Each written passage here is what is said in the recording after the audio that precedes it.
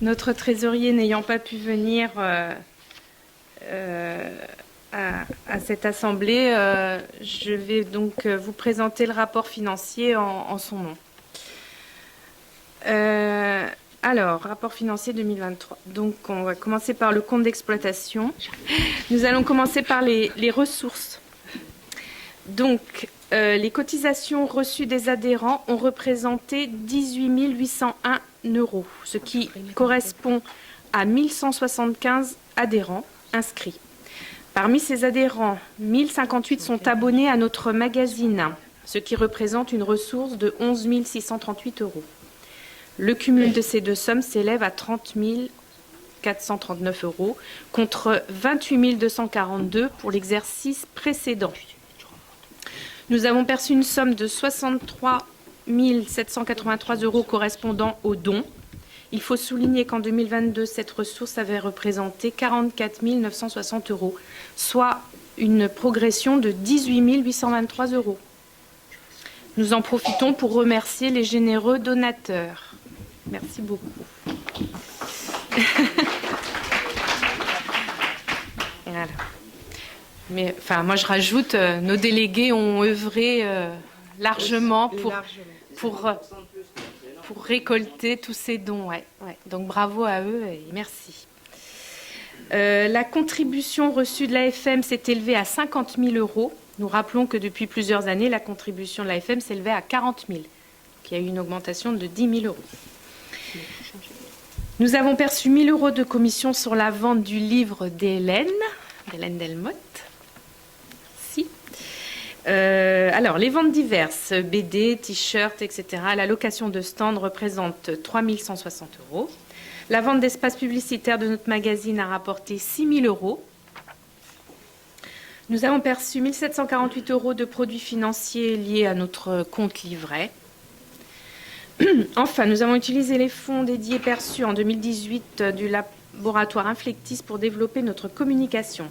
La somme de 3 500 € a été utilisée de la façon suivante. 2 000 € pour notre participation aux États généraux de CMT Europe et 1 508,48 € pour la campagne d'affichage que nous avons réalisée. Donc, le total de nos ressources pour l'année 2023 s'élève donc à 159 640 €. Alors, pour information, l'association a bénéficié d'un don en nature de la part de la société Deco. Celle-ci a mis à disposition gratuite de l'association des supports publicitaires que nous avons vus tout à l'heure, composés de 1000 panneaux d'affichage pour réaliser sa campagne publicitaire. La société Deco a chiffré ce don à 21 970 €.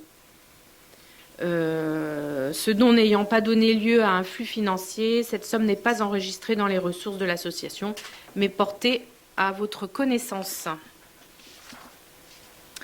Alors, maintenant, les dépenses. Alors, arrive en premier le congrès. Le congrès annuel s'est tenu le 18 mars dernier à Marseille, au Parc Chanot. Le coût de la manifestation s'est élevé à 36 150 €, déduction faite des frais de réservation que nous avons perçus et des repas refacturés. Le magazine, le prix de revient du magazine trimestriel comprenant la composition, la maquette, l'impression et le routage s'est élevé pour l'année à 47 870 € contre 44 130 € en 2022. Les réunions du conseil d'administration. Le conseil d'administration s'est réuni en présentiel à 3 reprises durant l'année, 2 fois à Lyon et 1 fois à Bordeaux. Le coût de ces 3 réunions s'est élevé à 22 460 €. Alors, maintenant, les dépenses diverses. La campagne d'affichage réalisée à l'aide de la société Deco, qui a mis à notre disposition certains emplacements, comme nous l'avons évoqué plus haut, a nécessité pour l'association le financement de la réalisation de la maquette et l'impression des affiches, ce qui a représenté un coût de 3 841 €.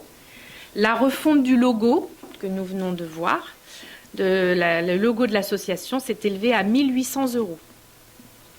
L'impression de la BD Timéo, destinée aux collégiens, s'est élevée à 3 151 €.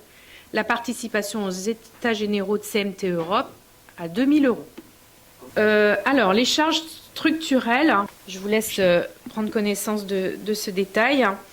Donc, le cumul de l'ensemble des dépenses de l'exercice que nous venons d'énumérer ressort à 153 581 €. La différence entre les ressources de l'association et l'ensemble des dépenses nous donne donc un résultat positif cette année de 6 059 €. Ce résultat bénéficiaire compense le résultat déficitaire de 6 762 € de l'exercice précédent, de 2022. Alors, le bilan.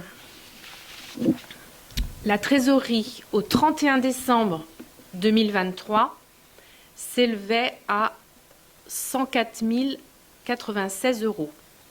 Nous avions 21 233 € sur le compte courant et 82 863 € sur le livret. La somme des LOASO de décembre s'élevant à 11 158 € concernant l'exercice 2023 a été encaissée en janvier 2024 et la société OCO restait nous devoir 4 500 €. Donc la société OCO, c'est nous publions une publicité sur le magazine, sur chaque magazine. Voilà, nous publions une publicité pour la société OCO et donc ils nous doivent 1 500 € à chaque magazine. Et c'est OCO Solutions. OCO Solutions, oui. Les charges constatées d'avance réglées en 2023 mais concernant l'année 2024 représentent 3 345 €, alors que les produits reçus d'avance, cotisations, abonnements 2024, s'élèvent à 4 801 €. Le bilan fait apparaître un montant de réserve de 119 430 € à la date du 31 décembre 2023. Et puis pour finir, donc l'affectation du résultat, nous vous demandons de voter l'affectation du résultat que vous aviez dans vos votes. Le conseil d'administration propose d'affecter le résultat bénéficiaire de 6 059 € au compte de réserve afin de financer les nombreux nouveaux projets prévus pour 2024. Voilà. Je vous remercie. Merci beaucoup à tous.